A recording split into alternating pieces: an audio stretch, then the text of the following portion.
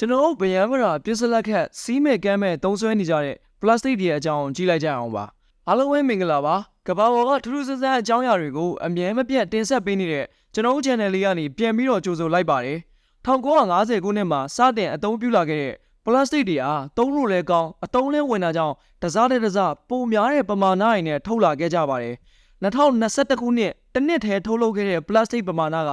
390 မီလီယံမက်ထရစ်တန်အောင်ရှိပါတယ်ဒီလောက်ပမာဏထုတ်ထားပြီးဆိုမှတော့သုံးပြီးလွှင့်ပစ်လိုက်တဲ့ပလတ်စတစ်အမိုက်ပမာဏကလည်းတစ်နှစ်ကို350မီလီယံမက်ထရစ်တန်လောက်ရှိနိုင်ပါတယ်။အဲ့ဒီပလတ်စတစ်အမိုက်တွေအားလုံးရဲ့9%ကို recycle လုပ်ကြပြီးတော့14%ကိုမီးရှို့ဖျက်ဆီးပစ်ပြီးတော့89%ကိုတော့ကျင်းတူးပြီးမြေမြုပ်ကြပါတယ်။ပလတ်စတစ်အမိုက်တွေကမြေကြီးပေါ်ကနေတစ်ဆင့်ချောင်းနဲ့မြစ်ထဲရောက်ကုန်ကနေအဲ့ဒီကနေပင်လယ်သမုဒ္ဒရာတွေကိုရောက်ကုန်ပါတယ်။ပင်လယ်သမုဒ္ဒရာတွေရောက်လာတဲ့ပလတ်စတစ်အမိုက်တွေကနေရဲ့အပူဒဏ်ခရမ်းလိုရောင်ကြီးရဲ့ဒဏ်ပင်လယ်စားငံရည်ရဲ့တန်တွေကြောင့်ပြိုကွဲလာပြီးတော့တဖြည်းဖြည်းနဲ့အင်မတန်သေးငယ်တဲ့အရွယ်စားတွေဖြစ်လာပါတယ်။3.5 မီလီမီတာထက်သေးတဲ့အရွယ်စားကိုရောက်လာတဲ့အခါမှာတော့အဲ့ဒီအရွယ်စားပလတ်စတစ်တွေကိုမိုက်ခရိုပလတ်စတစ်လို့ခေါ်ပါတယ်။အဲ့ဒီမိုက်ခရိုပလတ်စတစ်တွေကနေအပူကြောင့်ပင်လယ်ရေငွေ့ပြန်တဲ့အခါရေငွေ့နဲ့တူပါကုန်သွားပြီးတော့တိမ်တီတွေကိုရောက်ကုန်ပါတယ်။အဲ့ဒီကနေတစ်ဆင့်မိုးရေနဲ့စီးနှီးတွေနဲ့ရောလာပြီးတော့ကဘာမီပေါ်ကိုပြန်ပြီးတော့ကျဆင်းလာပါတယ်။ဒါကြောင့်အခုကျွန်တော်တို့တောက်နေကြတဲ့တောက်ရည်တန်းတွေထဲမှာစားစရာတွေထဲမှာတောတိုက်စေးဆက်ပ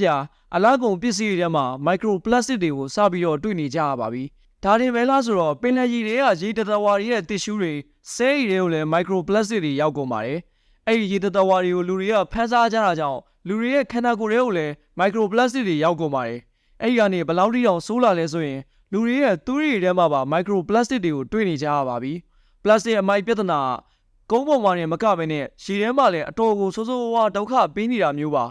ါလူတွေစီးကမ်းမဲ့ဆွန့်ပစ်လိုက်တဲ့အမိုက်တွေကချောင်းတွေမြောင်းတွေကနေတဆင့်မြစ်ချောင်းအင်းအိုင်ပင်လယ်သမုဒ္ဒရာတွေထဲထိကိုရောက်သွားပြီးတော့ပစိဖိတ်သမုဒ္ဒရာထဲမှာစုဝေးနေတဲ့အမိုက်ပြင်ကြီးကတော့ရေအောက်မှာအကြီးဆုံးအမိုက်ပုံကြီးပါပဲ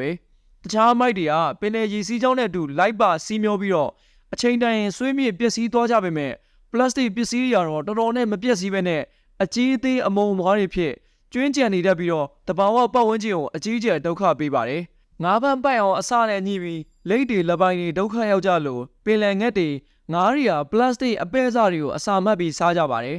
်ငါးသားပေါက်လေးတွေကမာကောင်လေးတွေကလည်းပလတ်စတစ်အမုံမွားတွေကိုစားမိတတ်ကြပါတယ်ပလတ်စတစ်ရေဘူးအချိုရည်ဘူးထမင်းဘူးနဲ့စီတုပ်ဘူးအတွင်းနံရံအလွှာတွေမှာပါနေတဲ့ဓာတုပစ္စည်းတွေကြောင့်လည်းခန္ဓာကိုယ်ထဲမှာဟော်မုန်းဓာတ်တွေအတွက်စိုးကျိုးဖြစ်စေနိုင်ပြီးတော့ရင်သားကင်ဆာကိုလည်းဖြစ်စေနိုင်ပါတယ်နောက်ပြီးပလတ်စတစ်ကိုပျော့ပြောင်းပြီးကြာရှည်ခံအောင်ထည့်တဲ့ဓာတုပစ္စည်းတစ်မျိုးလည်းရှိပါသေးတယ်။အဲ့ဒီဓာတုပစ္စည်းကလည်းကိုယ်လေးချိန်တက်စေတာမျိုးတွေစီးကျူယောဂဖြစ်နိုင်တာမျိုးတွေတာသမီရောက်ဖို့ခက်ခဲစေတာမျိုးတွေလည်းဖြစ်နိုင်ပါတယ်။လက်ရှိကမ္ဘာမှာလူတွေအသုံးပြုနေတဲ့ပလတ်စတစ်ရေတန့်ဘူးတွေမှာပါဝင်နေတဲ့သေးငယ်တဲ့ပလတ်စတစ်အမုံမွားရေအတွက်ကအရင်ကခက်မှန်းထားတာထက်ကိုအစ100တောင်ပိုပြီးပါဝင်နေရလို့လိလာတွေးရှိချက်စစ်တမ်းတွေကတွေ့ရပါတယ်။ပလတ်စတစ်တွေကြောင့်ကျန်းမာရေးဆိုးကျိုးတွေအနေနဲ့နှလုံးသွေးကြောယောဂတွေအဆုတ်ပျက်စီးတာတွေအစာအိမ်ဦးလန်းချောင်းနဲ့ဆိုင်တဲ့ယောဂဖြစ်တာတွေအဆင့်မြင့်ရောင်ရမ်းတာတွေဟော်မုန်းပြောင်းလဲတာတွေအဝလွန်တာတွေအာယုံကြောယောဂဖြစ်တာတွေလေဖြတ်တာတွေနဲ့မျိုးပွားတာတွေကိုထိခိုက်စေနိုင်ပါတယ်။သိပ္ပံပညာရှင်တွေရဲ့မကြာသေးခင်အချိန်လုံးကပြုလုပ်ခဲ့တဲ့သုတေသနစစ်တမ်းမှတ်ချက်တွေရတော့ပြင်းပြရေ1လီတာမှာပလတ်စတစ်အမုံမွားပေါင်း2,400,000ပါဝင်ပါတယ်။အဲ့ဒီလိုတွေးရှိခဲ့ရတာအရင်တော့ခန့်မှန်းထားတာထက်10စားကနေအစတရာတွေပိုများနေပါသေးတယ်။အရွယ်စားကြီးတဲ့ပလတ်စတစ်တွေကိုတောက်သုံးရည်နဲ့အစားအစာမှာနေမကဘဲနဲ့နေရာတိုင်းမှာတွေ့နေရပြီးတော့ဝင်ရိုးစွန်းဒေတာတွေရဲ့ရေခဲဖုံးတောင်တန်းတွေတောင်တွေအထိပါတွေ့လာနေရတာပါအဲ့ဒီတိုင်းဆိုရင်ရေထက်1လီတာမှာမိုက်ခရိုပလတ်စတစ်နဲ့နာနိုပလတ်စတစ်အမုံအမွားပေါင်း3,400,000ကနေ3,700,000ကြားအထိတောင်ပါဝင်နေပါတယ်အများဆုံးပါဝင်နေတဲ့ပစ္စည်းကတော့ရေကိုတန့်စင်ဖို့ပြုလုပ်တဲ့ပလတ်စတစ်ရေစစ်တွေကနေထွက်လာတဲ့နိုင်လွန်တွေဖြစ်ပြီးတော့ဒုတိယကတော့ရေတက်ဘူးတွေပြုလုပ်တဲ့ပိုလီအီတိုင်လင်း PET လို့ခေါ်တဲ့ပလတ်စတစ်အမျိုးအစားတွေပါလူ10ယောက်မှာတယောက်ကလားမစီပဲကလေးမွေးဖွားတဲ့ဖြစ်စဉ်တွေကလည်းပလတ်စတစ်ဓာတုပစ္စည်းတွေနဲ့ဆက်နွယ်နေရလို့လည်းသုတေသနလုပ်ချက်တွေရတွေးရှိထားပါတယ်အလွယ်ပြောရရင်ပလတ်စတစ်ရဲ့ကုန်ကြမ်းကကော်ဆေးဖြစ်ပြီးတော့ကော်ဆေးရဲ့ကုန်ကြမ်းကရေနံပါရေနံကတတဝါအတွက်အစိပ်ဖြစ်ပြီးတော့ရေနံကနေဖက်နီးယူထားတဲ့ပလတ်စတစ်တွေဆိုတာလည်းအစိပ်ပါပ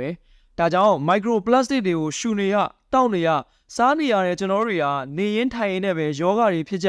ဆေးတွေကုကြရအသက်တွေတိုးလာကြရတာပါကမ္ဘာနိုင်ငံအသီးသီးကိုလာမဲ့2040ရောက်ရင် တကဘာလုံးဝထုတ်လုပ်နေတဲ့ plastic ပမာဏရဲ့60%ထိရှော့ချထုတ်လုပ်ဖို့တောင်းဆိုထားပေမဲ့လည်းကုန်ပစ္စည်းဆိုတာသုံးတဲ့သူရှိလို့ထုတ်တဲ့သူရှိရတာပါသုံးတဲ့လူမရှိရင်ဘယ်သူမှမထုတ်ပါဘူးအဓိကအကျဆုံးကသုံးစွဲတဲ့သူတွေပဲဖြစ်ပြီးတော့ plastic နေရာမှာအစားထိုးအသုံးပြုလို့ရတဲ့တဘာဝအတိုင်းအလွယ်တကူကြည်ပြက်ပျောက်ကွယ်သွားစေနိုင်တဲ့တဘာဝပစ္စည်းတွေကိုရှာဖွေအသုံးပြုကြဖို့လိုပါတယ်အဲ့လိုအစားထိုးလို့ရတဲ့ plastic တွေကိုလုပ်ငန်းရှင်တွေကမထုတ်လို့တော့အောင်ပြပနေတင်သွင်းလို့မရအောင်ဥပဒေနဲ့ပြဋ္ဌာန်းပိတ်ပင်ထားကြဖို့လည်းလိုပါတယ်။ plastic ရဲ့ဆိုးကျိုးကိုလူတွေအားလုံးလွယ်လွယ်ကူကူနားလည်သဘောပေါက်လက်ခံလာအောင်ရှင်းပြပြောပြပေးဖို့အတွက်ဘတ်ဂျက်တွေမူဝါဒတွေနည်းဥပဒေတွေနဲ့ပြဋ္ဌာန်းပေးဖို့လည်းလိုနေပါသေးတယ်။ plastic တွေကကဘာကြီးကိုမွန်းကျက်စေပြီးတော့လူသားတွေကြုံတွေ့နေရတဲ့တဘာဝပတ်ဝန်းကျင်ဆိုင်ရာပြဿနာကြီးတွေကနေတစ်ခုတောင်ဖြစ်လို့နေပါတယ်။ဒါကြောင့်ကဘာမြေကြီးပေါ်ကလူသားတွေအနေနဲ့အရင်အထက်ပို့ပြီးတော့ကိုနေထိုင်တဲ့ကဘာကြီးကိုဂရုစိုက်ကြဖို့အတွက်လိုအပ်ပါတယ်။ရေရင်းမြစ်လေရင်းမြစ်မြေရင်းမြစ်စတဲ့တဘာဝအရင်းမြစ်တွေကိုတေချာစနစ်တကျအသုံးပြုမယ်အမိုက်တွေကိုစနစ်တကျပြစ်ကြမယ်စွန့်ပစ်ပစ္စည်းတွေညှော့နေအောင်တေချာဂရုစိုက်ပြုမှုနေထိုင်ကြမယ်ကဘာကြီးတွေအောက်ဆီဂျင်တွေအများကြီးရဖို့အတွက်တစ်ပင်တွေအများကြီးစိုက်ကြမယ်ဆိုရင်တာယာလပကျန်းမာတန်ဆွမ်းတဲ့မြေကဘာကြီးကိုမလွယ်မသွေပိုင်ဆိုင်နိုင်မှာပါအခုကတော့ကျွန်တော်တို့ဗယံပဒါပစ္စလက်ခတ်စီးမဲ့ကမ်းမဲ့သုံးဆွဲနေကြတဲ့ပလတ်စတစ်တွေအကြောင်းကိုပြောပြပေးခဲ့တာပါ